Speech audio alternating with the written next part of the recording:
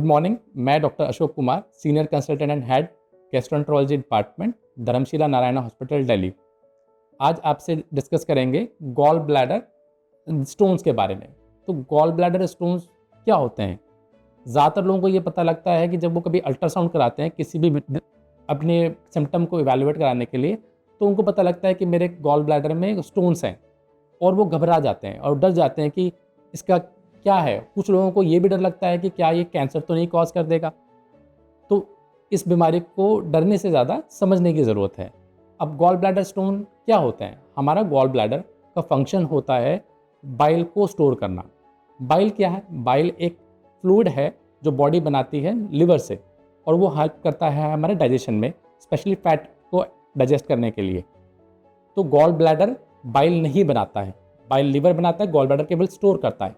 But अगर वो bile super saturate हो जाए कोलेस्ट्रॉल से, तो उसके क्रिस्टलाइजेशन मतलब कि थोड़े थोड़े कण हैं आपस में जुड़ना स्टार्ट करते हैं। वो मॉलिक्यूल जुड़ के फिर जैसे कि आइलैंड बनते हैं, उसी टाइप के अंदर वो स्टोन बनना स्टार्ट हो जाते हैं। अगर आपको ये स्टोन डायग्नोस हो तो आपको अपने डॉक्टर से कंसल्ट करना चाहिए, ताकि वो ये डिसाइड कर पाए कि आपका गॉल ब्लैडर में स्टोन क्यों बने हैं, वो कौन सी स्टेज पे हैं और उसके लिए क्या स्पेसिफिक ट्रीटमेंट है। ज़्यादातर लोग के जो कॉमन कारण होते हैं वो होता है कि ओबेसिटी, ज़्यादा उनका कैलोरी इनटेक होना, लाइफस्टाइल के अंदर एक एक्टिव लाइफस्टाइल ना होना, या फिर रैपिड वेट लॉस या रैपिड वेट गेन, जैसे कि और या फिर प्रेगनेंसी, उसके दौरान भी काफ़ी commonly gall bladder stone formation होता है।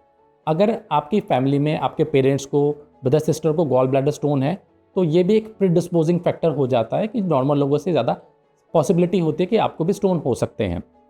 अगर फैमिली में हिस्ट्री है गॉल ब्लैडर कैंसर की, तो वो भी एक रिस्क फैक्टर होता है गॉल ब्लैडर स्टोन के लिए। बट सब लोगों को गॉल ब्लैडर कैंसर नहीं होता है। अगर आपको पेन हो रहा है और आपके गॉल ब्लैडर में स्टोन है, तो डेफिनेटली आपको अपने डॉक्टर से कंसल्ट करके एक सर्जिकल ऑप्शन का भी कंसिडरेशन होना चाहिए।